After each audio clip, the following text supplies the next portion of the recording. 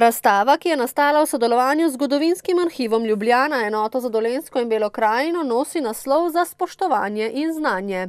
Razstava je razdeljena na 12 časovnih in vsebinskih sklopov.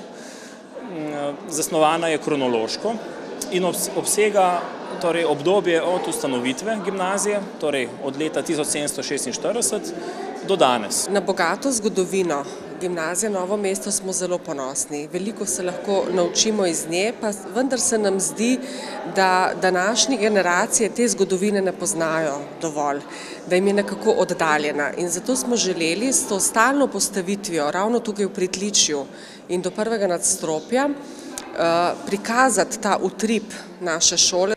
Gimnazija Novo mesto pa je po marsičem drugačna od ostalih primerljivih izobraževalnih ustanov. Novomeška gimnazija ima od vseh delujočih srednjih šol in nasploh od vseh delujočih šol v Sloveniji najdaljšo tradicijo, ki je povrhu tega še neprekinjena.